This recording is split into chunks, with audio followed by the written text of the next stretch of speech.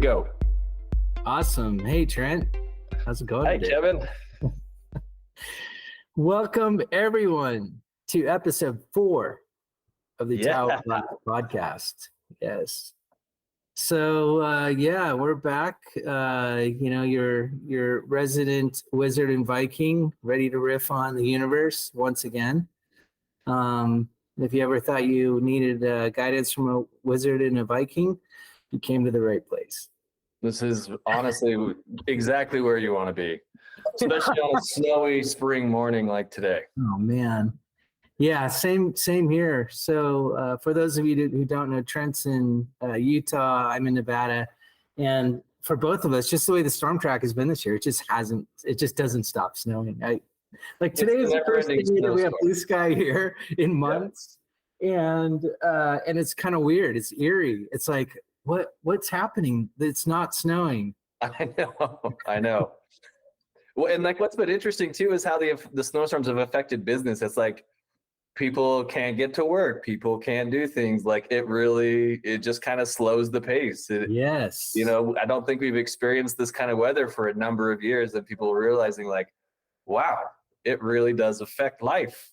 Like nature has an impact. Yes. That's a great way of saying it. And it was funny because I was thinking exactly the same. It slows the pace. Yeah. And there's something healthy about that, right? Change of seasons and we as creatures inhabiting this planet, it used to be normal in every facet of our life to follow the pace of nature. Yeah. And this is not the agenda that we're about to kick off, but let's go there because that's what we do, right? So I've been exploring more recently about how just even the food we eat, like there's this, so, the way society has evolved now, especially over the last, 10 or 15 years, it's always on, everything now. You want it, you got it. 24 hours a day. Exactly. No care about how it's produced or where it's from or how it gets to you. You just want it. Yeah. And so you get it. And if that means you're eating blueberries in the middle of winter, which makes no sense, then you're eating blueberries in the middle of winter. Well, right? And that's really interesting because that brings up one of my teachers and mentors talked to me about the hand flavor of food. The hand flavor. And what he meant by that when he explained it was who grew that food, who harvested the food, who transported the food, who stocked the food, who prepared the food. So when he would go into a restaurant, he would essentially go in and ask to meet the chef. So he'd go into the back and be like, "Hey, Cookie, how are you today?" And if the chef smiled and had like a positive attitude, he would eat the food. Right. If he didn't, then he wouldn't eat any food from that restaurant because of the energy that is imbued by all of those hands, the passing of the hands, you know what I mean? From growing, harvesting, transporting, preparing, all of those things. And again, this kind of comes back to something that we've touched on briefly in the sense of why do you pray over food?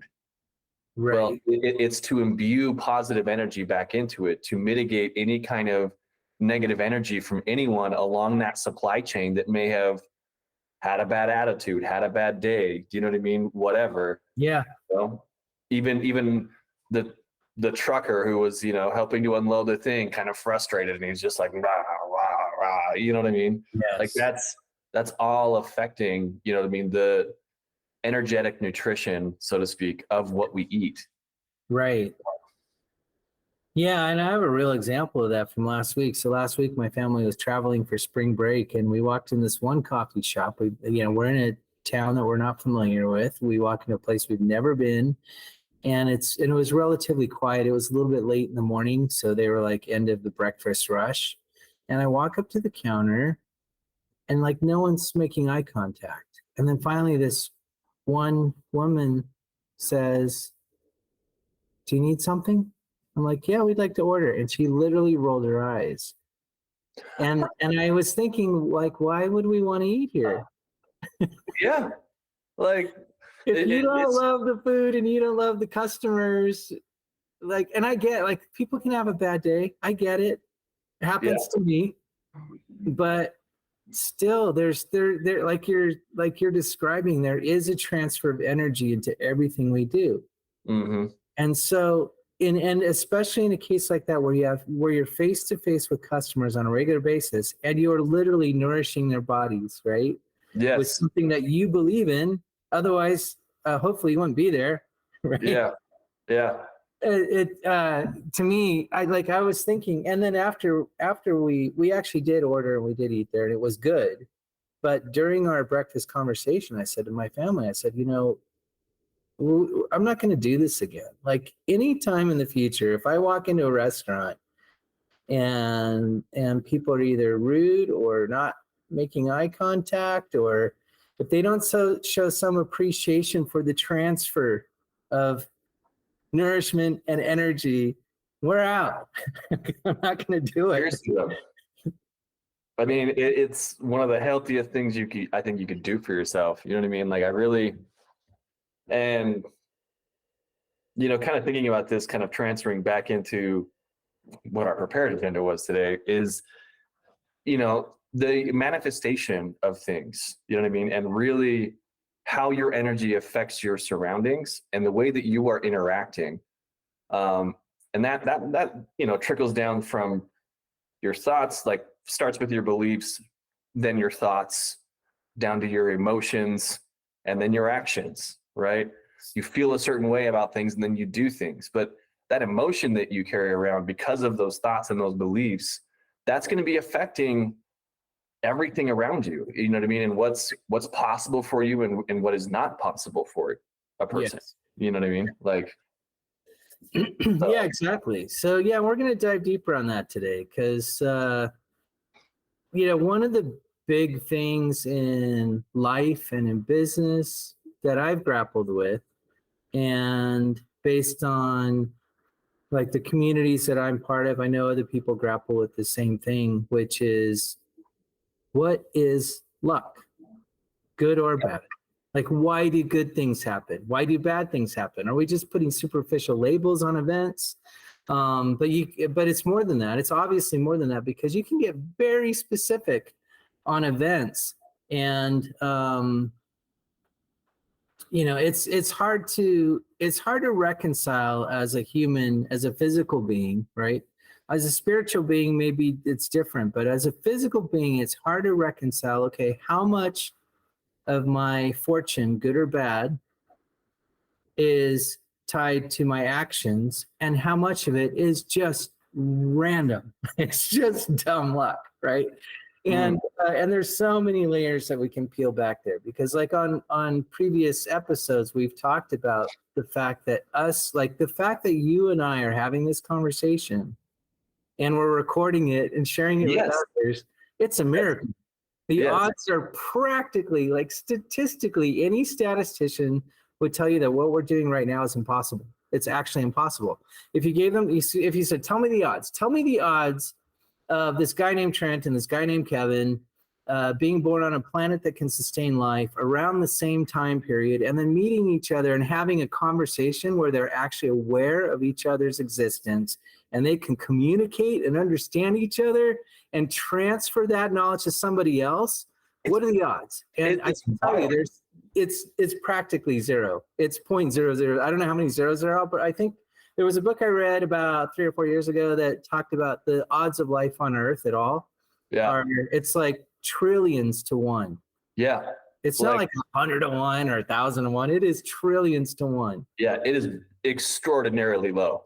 Yes. So it's a miracle. I mean, the fact that life on Earth can exist at all is extremely rare, almost impossible. And then the fact that any species has reached a level of awareness that they can communicate and be aware of their own existence, and at least some basic, but I think it's very basic understanding of the universe. Like, the odds are, it's zero. It's effectively zero. Yes. And yet here we are. And yet things like this happen all the time. Right. And this is one of the things that kind of brings to my mind of like intentional manifestation. And I say intentional because like people think manifesting, like, I don't think a lot of people understand that actually there is a huge concept in a string of philosophy called human design that kind of, it's kind of like astrology where like it tracks your channels of like openness and where your energy flows best, you know, Right. throughout your being, so to speak. Yes. And like categorize you as like a generator, a manifesting generator. And then there's a couple others. I forget what the other ones are, but those two, the reason I remember those two is because I'm a manifesting generator. My wife is a generator. And so like we've studied quite a bit as far as like how the two of us interplay with that type thing. But like when I talk about intentional manifestation, I also think of, you know, have you ever been into any kind of Asian restaurant and they've got like a little shrine, Yes. and there's one of those, you know, it's like a, you know, a cat, or it's like a little thing. Or Buddha, and It's there's actually, like flowers usually. Yeah. Yes. yeah. So there's this Incense. Vietnamese restaurant that we go and we get pho from quite frequently near our house because it's so close. But in this little corner, like right off the side of like where their cash register is on the floor, they have like this little temple shrine, and like they put fresh fruits, and like they make like a little cup of tea every day that they set out, like a fresh cup of tea. And it's this whole thing of, for them, you know, for the longevity and for the success of their business, they truly believe that by doing that and by honoring certain gods within their own religion, that, and you know, making those offerings will actually help the success of their business. And what I think is interesting is that these places have been around for a long time, so it must work. Do you know what I mean? Right. Like, I Yeah. think of myself like, who's going to come walking into this like weird little place? But then I go in there and there's just people on people on people, Right. you know? Yes. And so I think about that as far as like intentional manifestation of those types of things within business. Yes. So So there's a few paths we can take here. So I do have a series of stories that I can share on our episodes with our audience that are true stories that sound totally implausible, and yet they happened and they're real. And so I'm going to share some of those over time on during our calls. yeah. But you know, I really do want to dig deeper and kind of unpack a lot of what you just said about you know, correlation. It's like correlation versus causation and stuff like that, right? Yeah. And it's just such a funny thing, and it rules our lives and how we behave. And it's so hard to tell, for me anyway. Like, it's hard to tell how much of it is internal and how much of it is external. Like, in other words, how much of it is spiritual and how much of it is Pavlovian. Right? Yeah. Like, there are times when I'm like, I'm just the pigeon dancing on one foot in the circle to get a seed, right? Yeah. Yeah. Is that manifestation? I don't know. Maybe if the experiment is to make me dance on one foot in a circle to get a seed, then it is manifestation because I did the behavior and then I got the seed, right? Yeah. But on a spiritual level, there's so much more there. But before we go deep on that, let me just take a few minutes to share one story. This will be the first of several over time. That this is from my college days. So when I was in college, I lived in a house that was 4 bedrooms.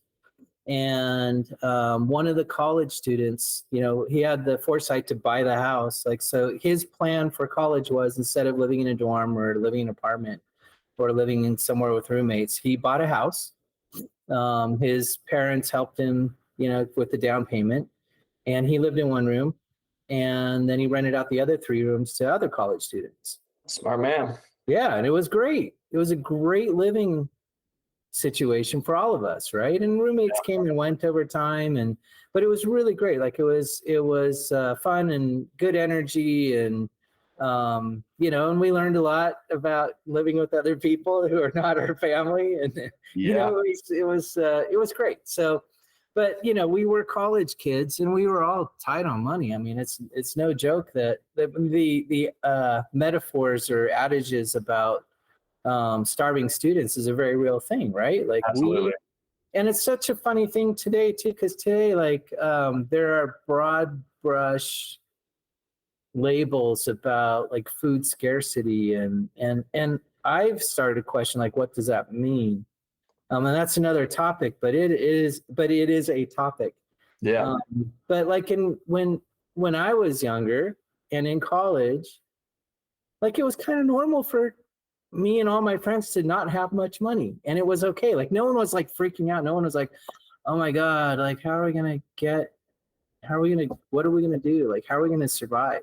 There wasn't a threat of survival, but there was a common connection that, like, oh yeah, today we're gonna go to this one fast food place, and because it's or whatever, we're gonna go to this one place, and it's because it's Taco Tuesday, and we can get 10 tacos for $5, and we're going, right? Yeah. There's like 39 $4 in paper tacos. money. Yes. Exactly. Yeah, we weren't carrying plastic very much. I mean, we did, but it wasn't like that wasn't the primary thing. Like I had $4 in paper money, and I counted out some change to get to $5 so I could get my tacos.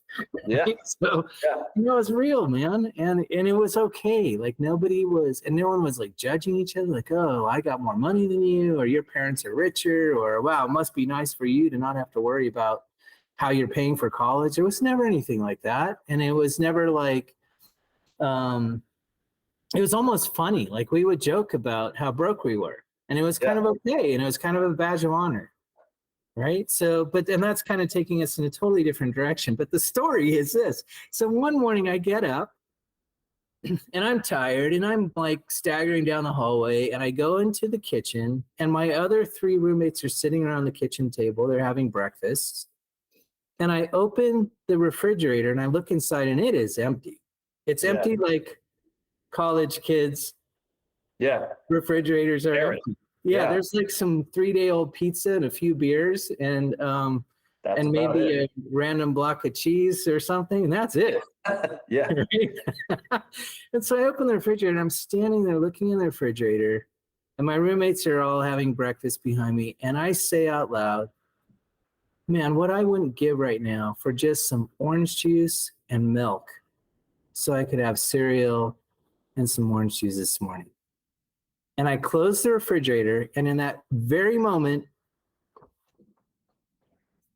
knock on the door. And I'm like, oh, that's weird. So I walk over. Who's that? We're not expecting guests. Yeah, we're not expecting guests. So I walk over and I open the door, and I kid you not, there's 2 gentlemen standing there in milkmen uniforms. And the one guy says, hey, just wanted to say hello. We're making a round around the community here, and we're from the Alta Dena Dairy, and I've got free samples for you this morning. And he hands me a jug of milk and a jug of orange juice. He's like, just, we're just spreading the word about our service, and, whatever. And I don't know what he said after that. I couldn't believe it. And I'm like, you're just flabbergasted that just happened. Yes. And so I'm standing there with the milk and orange juice, and I close the door, and I'm standing there. I'm like, I can't believe what I just saw and what just happened. And my house is dead silent. And I turn around, I look at my roommates, and they're just like wide-eyed, jaws dropped, dead silence. Yeah. And one of my roommates says, did that really happen? I'm like, yeah, who wants milk and orange juice, right? Breakfast is on me today. Yeah. And the funny thing is, so I know it happened, and I have witnesses, and yet I haven't seen an Alta Dena Dairy person going door to door before or since. I've never seen it. I know Alta Dena Dairy is a real thing in Southern California. I know that they do home deliveries. Like you can get on they were the early subscription model, right? Yeah, like Yeah. now, like getting a box every 2 weeks or whatever of something is kind of normal. But they were the original. They're like, oh yeah, we'll drop off milk and eggs at your doorstep once a month or whatever, right? Yeah. So, but I haven't seen them before since. I don't know anybody that ever subscribed. Like it was as though they traveled through time from the 1950s and just popped in. And then the other thing, of course, is just the timing. Yeah. Like it was as if it were scripted. I said the words, what I wouldn't do for milk and orange juice. And then there was a knock on the door with two guys standing there with milk and orange juice. I don't know what to make of that. Like, I don't know how to reconcile that as a physical being. Is it Pavlovian? What is that? And this is just one example. And you could say, well, milk and orange juice is trivial, right? It's not even a thing. Like, why would I get excited about that? Well, I think again that goes back to the towel of glass, right? Of what is relevant for you. What is it that you want in the glass? And at that moment, what you wanted in your glass was milk and orange juice. Yes. Like it was delivered. yes. Yeah. Yeah, no kidding. And like I think that there's something to that in the sense of, again, coming back to like the belief structure and intention, right? Yes. If you truly believe that we are parts of the universe, we are synecdoches, right? So like we are literally copies of the universe in miniature form living within the universe, right? Which is kind of a weird concept to think about. Like, how does the set of all things contain itself? The classic philosophical problem of like, well, if you have a set of everything, right? There's this circle that contains all things. Can it contain itself? And that's kind of a paradox, right? How does a circle Right. contain itself? So in that kind of a way, that's really where I feel like the relevance of this kind of manifesting and this kind of intention is because we are literally parts of the universe. Like we're little molecules of the universe growing, like seeds of a plant.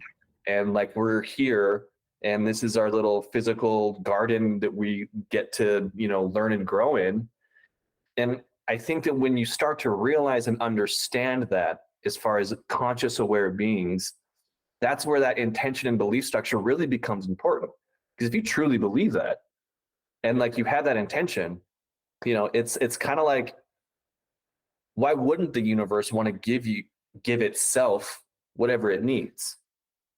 Right. I mean, Right. you know what I mean? So Yeah, thank you we're for parts of the saying it that universe. way, because I say that again, because I think that's critical. I think Yeah. that what you just said is a critical way for people to get their head around it and their spirit around it and reconcile it. So again, if you are a divine creature, and I say divine consciousness, most religions have this belief that you are a child of God, right? That we are children of God.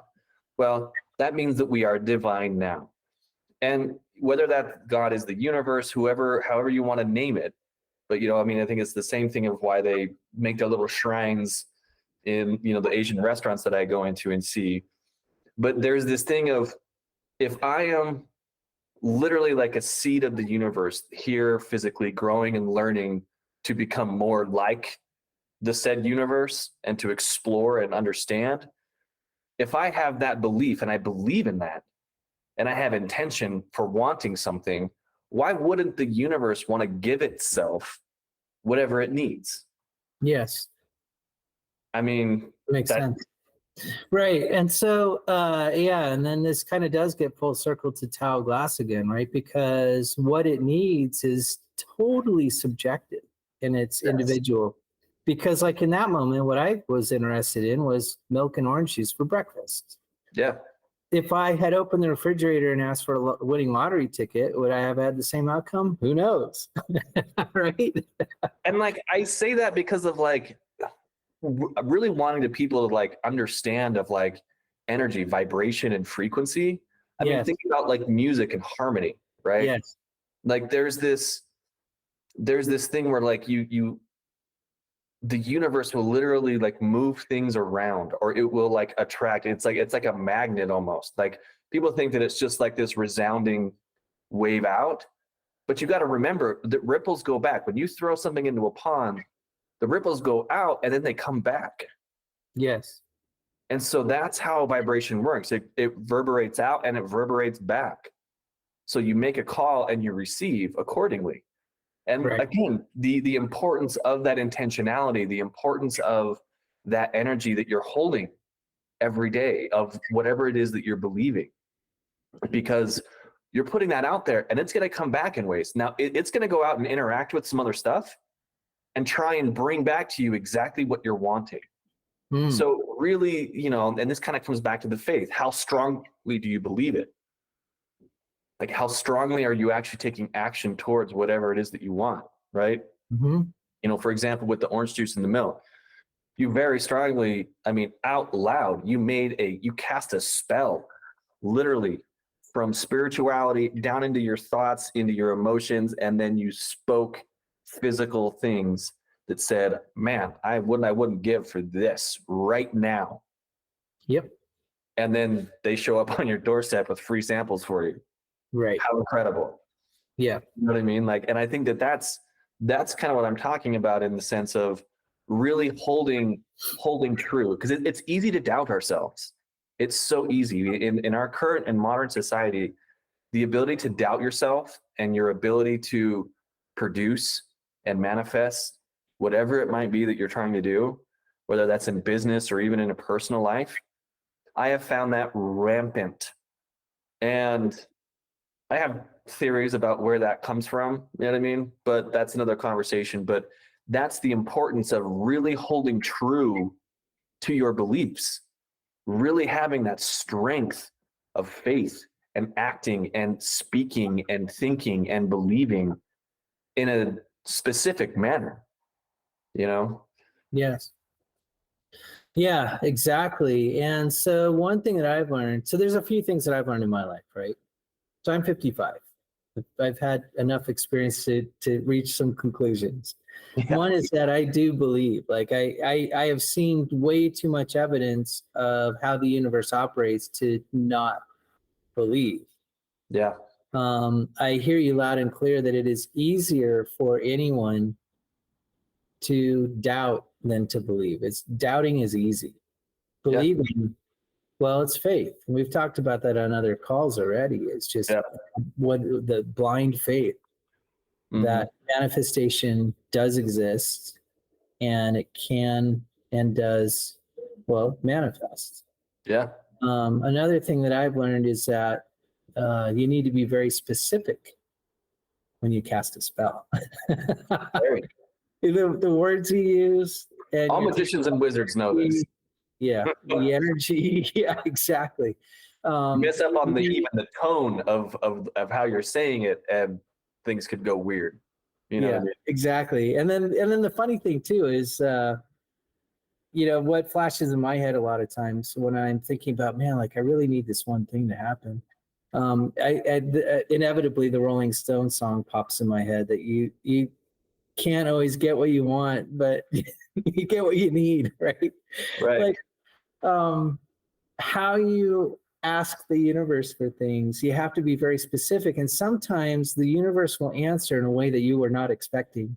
Sometimes good and sometimes bad. Sometimes it's a kick in the butt that, like, oh, this is what you asked for, here it is, and you're like, oh no, that's not what I had in mind at all. Right? It's like let's say, for, and again, like, being careful about that. If you ask for strength, the universe is going to bring you opportunities to strengthen you, which is, I mean, think about that for a second. Yes. They may not always be pleasant, but they will make you stronger. Right. So when you ask for strength, or you ask for a certain thing, understand what comes with that, like the development of whatever it is that you're asking for. You know what I mean? I think that's, kind of coming to the importance of being specific and understanding what it is that you want, and thinking about it in a way. And like, I talk about this a lot of people, this is kind of like the difference between expectation and anticipation. We expect death. We characterize it as like the Grim Reaper, but that's a negative connotation. If we anticipate death, that means forethought. That means preparation. It's a positive connotation. It's an owning of it, rather than just a, acknowledging of it. You know what I mean? Yes. So I mean. I really think that like people need to change the way that they speak about things, in like just like the words that you use. They're important. You know what I mean? Yes. So Yeah. So I want to take us another direction here. uh-huh. And this is based on something you said a moment ago, and I really want to explore this a little bit. So, you know, I have children. My youngest now is turning 13, so I have adult age kids and an almost teen. And I do have a full appreciation at this point in my life about this notion that we are children of God or children of the universe. Like we are energetic and electromagnetic beings that are woven into the fabric of the universe. I believe it. Yeah. I mean, I've seen enough to know it. Like I feel like I know this. Yes. But then on the flip side of that, looking at that from third party omniscient, children don't always get what they want, and they shouldn't, right? Like Right. if your daughter or my daughter set up a shrine in the living room to manifest daily ice cream, that's not a good thing. Like for us in the role that you and I are in, it's actually irresponsible for us to just say, oh, well, they're manifesting ice cream. They've built this wonderful shrine. They put a cup of tea in front of it every night before bed. What I'm going to do is I'm going to fill my kid with ice cream, right? Yeah. It's not good for anybody. It's not good No. for your kid. It's not good for you. It's not good for anybody. Right. So I do want to explore that with you a little bit. So how do we reconcile that? Like as children of God, there are things we want that we legitimately should not get. And sometimes we get it anyway, and it to our own detriment. But like, how does the universe balance that out? Like you're asking for ice cream every day. You really shouldn't have ice cream every day. Like once in a while, ice cream's good. Yeah. Right? Right. And even just even using this Alta Dena example, right? Like, what if that never stopped? Like, what if I asked for milk and orange juice and they started dropping it off every day? Eventually, my driveway would be full of milk and orange juice that's spoiling. Because you couldn't drink it out fast enough. Couldn't do it fast enough. How do we reconcile that, and how does the universe reconcile? You know, like kind of want, like there is clearly a difference for us as humans and especially our physical beings. There's a difference between need and desire. So one of the things that really comes to mind about this is the parent-child relationship. So again, going back to the fact of like, if we are children of God, yes, while we have that power, just like my daughter, you know, she's 18 months old. You know, she's a year and a half. She knows what she wants. I mean, she will literally come over, climb into my lap, say up, and then she'll reach out in a direction, and she'll keep reaching out until like I go to where she wants, whether that's the fridge or outside. And like if it's the fridge, she'll open it up and she'll literally point to what she wants, right? So she knows what she wants. But again, as she's still learning and developing as a child, I know what's best for her, right? Like you say, like ice cream every day, no, you know, type thing. And I think that that's how, you know, nature is our best teacher. And I think that's why I bring up the parent-child relationship, because it's teaching us how the universe is actually interacting with us. While we want this certain thing and we're desperate for it, it knows that it's not good for us. But at a certain point, like you say, like sometimes you get it, but it's to our detriment. And I think that's to learn a lesson. It's kind of like, you know, with my daughter going out into the snow. Okay, if you don't want to wear gloves, that's fine, but your hands are going to get cold. And she goes and she stuffs her hands into the snow, and then she's like, ow, ow, cold. Right. And it's like, yeah, you know what I mean? I tried to warn you, but at the same time, I'm going to let you do it because you need to learn that lesson. Yes. You know what I mean? And it's also like kind of what you want. Like I was telling you the story before we started recording about my daughter last night, and She just wanted to go outside. It was a blizzard outside, absolute blizzard, like massive amounts of snow coming down. And she like Yes. literally grabbed her little snowsuit, asked me to put it on. We went outside for a little bit. We went for a short walk, just kind of around the corner, like not even very far, right? Came back because we were like, man, this is really coming down. We should probably go inside and take a bath, right? And get ready for bed. And she just started melting down, having a serious tantrum because she wanted to go outside for a walk and she wanted to be in nature. And that was one of those times where I was like, and I was talking about this with my wife, like, you know, if she was like begging for ice cream or some sugar or something like that, I wouldn't have caved.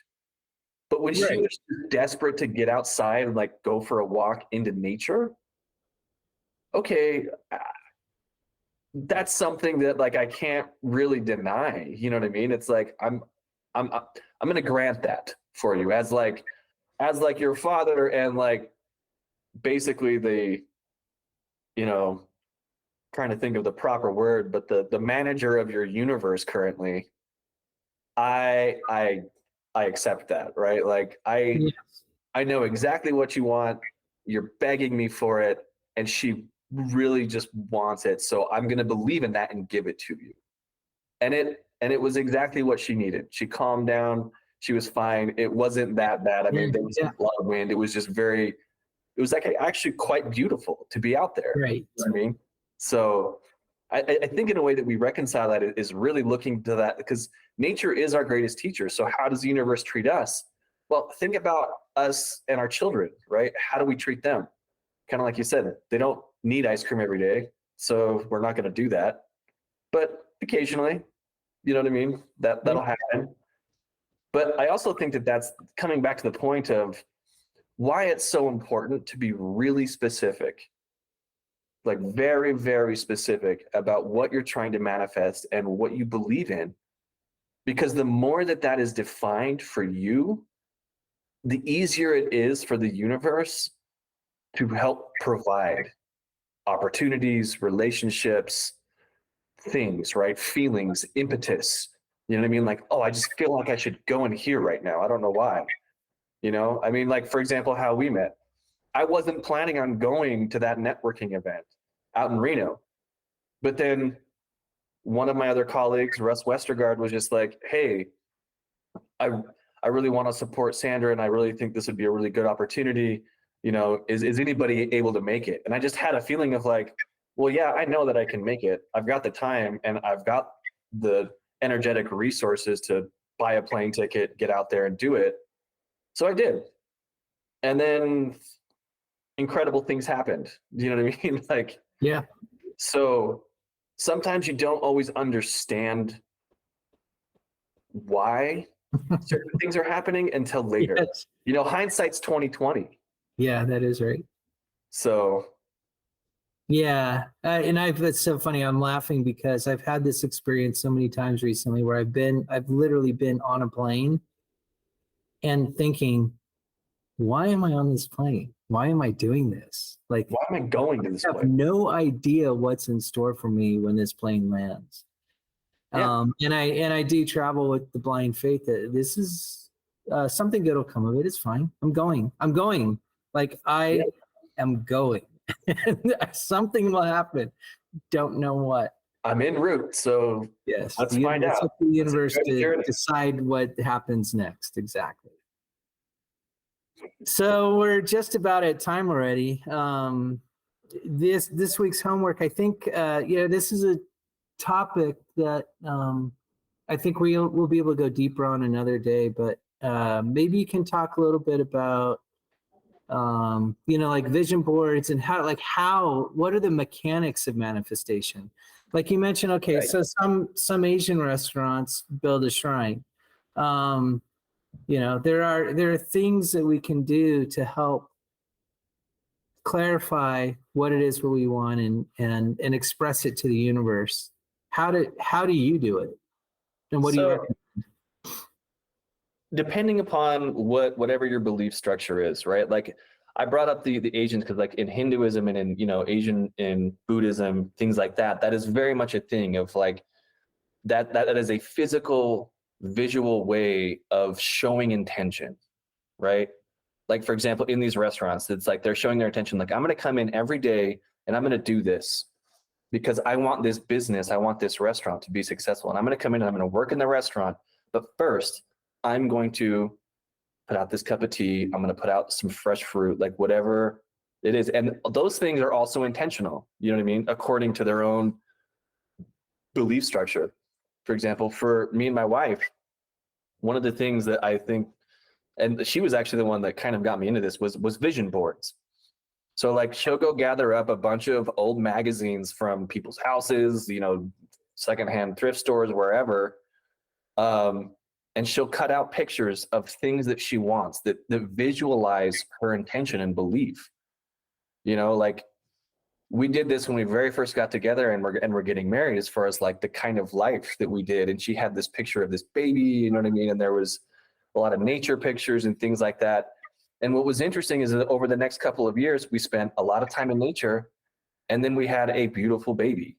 Like she manifested that because she wanted to be a mom. She wanted that for herself, you know? And it was interesting because I'm over here and I feel like sometimes I'm kind of like an agent of the universe at times, where it's just like, okay, so I'm actually the one like helping to fulfill that person's manifestation, and seeing how that works and seeing how we interact with each other in that way. Like not everything is just for you, right? Sometimes, I mean, it is for you, but sometimes you're there for the other person. You know what I mean? You're providing something that's manifesting for that other person. But if you can learn that, you will gain so much more on that. You know, and so I think that there's different ways of doing it, but really, you know, vision boards, there's, you know, like the little shrine type things. I think that's why also journaling is a very fantastic way to do this. Just free write your thoughts out and those types of things. Anything that really speaks to you about how to do that. Maybe it's creating a piece of music. You know what I mean? Maybe that's what it is that helps you to really hone and focus that attention. Maybe it's a walk in nature. But there's different ways, but you really have to start being that kind of introspective, thoughtful about yourself and what it is that you're trying to do. And then find some way within the physical world here to help keep that in mind for yourself, to help keep that kind of almost like a compass, right? Find something that creates a compass for yourself, whether that's I'm going to go for a walk every morning, or I'm going to play music every day, or I'm going to create a vision board and I'm going to put it on the wall so I see it every day. My wife does this with sticky notes. She'll literally write mantras and put them around the house so that when you're walking by, you can't help but just read it. And so I've made a habit of actually not just reading it, but speaking it out loud, you know, and casting that spell, so to speak, with my verbal, physical self.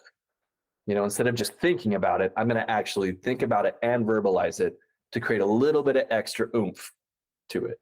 You know what I mean? Yes. So things like that, you know, and follow your intuition. Learn to trust yourself. That's kind of where like I'm being quite vague as far as like there's a lot of different opportunities, there's a lot of different ways to do it.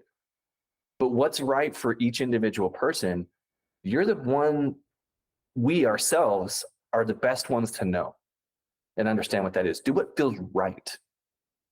You know what I mean? There's those moments where you just feel like, yeah, I'm doing it. You know what I mean? And yes, and follow through it. Yeah. So excellent. Yeah, and I think that whole piece is something we can explore deeper on another call. And it also gets back to there. I did talk a little bit in the Tao glass, I don't know, writings about what does your glass look like. It's not fair to assume that everyone's glass looks the same. They might be different shapes. Some might be transparent. Some might be made of stone. Right? It's up to you. yeah. It's up to you to determine not only what are the contents in the glass, but what is the vessel that holds that. What does the shape look like? Is it spherical? Is tall? it Is it wide? Is long? it opaque? Exactly. Yes. You know what I mean? Is it more like a margarita glass or is it like a coffee mug? Yeah. What is? You know what I mean? Exactly. Like what is what is your towel of glass? Yes. Like, what is your vessel looking like? Yep. Okay, this has been amazing. Again, thank you so much, Trent. This is really it's Yeah. good stuff. I hope that our listeners, find nuggets that they can embrace and use. So, Yes. Yeah. Follow your intuition. Trust yourselves, everyone. amen. All right. Trent. Till next time. Till next time, everyone. Cheers.